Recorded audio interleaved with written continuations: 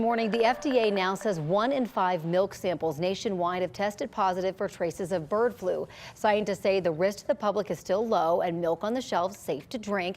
That's because of the pasteurization process. The CDC says only one human case from a person exposed to infected cows has been linked to this outbreak. Here to talk a little bit more about the outbreak and our risks is our 9 News medical expert, Dr. Payal Kohli. Dr. Kohli, good morning. Good morning, guys. For people who aren't familiar with it, what is the bird flu, and do we need to start worrying about this? Oh, you know, after COVID, it seems like there's just one thing after another. But the good news here is the bird flu has been around for a decade. So it's an influenza avian virus. It's H5N1. So it's a particularly pathogenic strain, but it usually only infects birds. Now, this is the first time we're seeing it in cattle, and that's what's really got our alarm bells up. And as we just heard, the first case from a cow to a human, that has not happened before.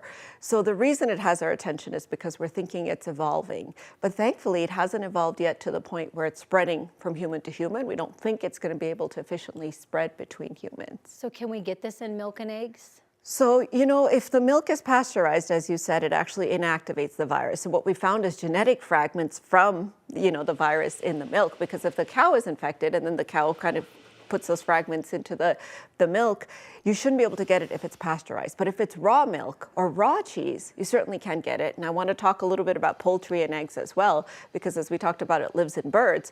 And so if you eat undercooked chicken or you have undercooked eggs, you can also potentially get it. So what the CDC is recommending is you heat up your eggs and your poultry to at least 165 degrees so that it's really nice and hot. It inactivates the virus. What are the details of how this person got it? And I know you said it doesn't look like it spreads to humans right now, but what would that look like? Yeah, so it's still a little bit up in the air how they got it. We think it's like, any kind of contact with an infected animal or an infected animal's secretions, or potentially touching a surface that has been contaminated and then touching your eyes. So for example, if you had a piece of meat that was infected and then touched it on a countertop and then rubbed your face, that potentially could be a mechanism of transmission. But in this particular case, we think it's just close contact with the cows. In fact, in 2022, there was a person in Colorado who got it from a bird as well, and it was thought he handles the birds and he was, sacrificing them, so that's how he ended up getting it. But human-to-human transmission has not readily occurred, which is a good thing.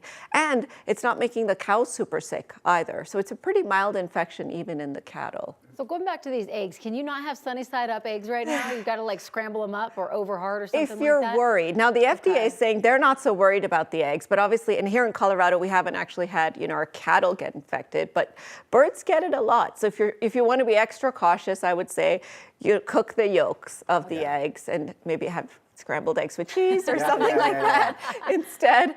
And then, of course, like I said, stay away from those raw cheeses because that can be really tempting. You come to my house, I'll burn those eggs for you really easily.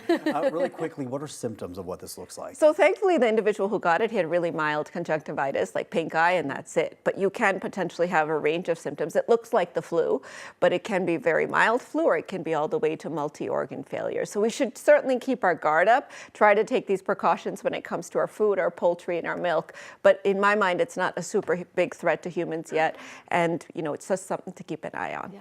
All right, Dr. Kohli, very interesting. Thank you so much, and you can find all of Dr. Kohli's appearances at 9news.com/Dr. Kohli.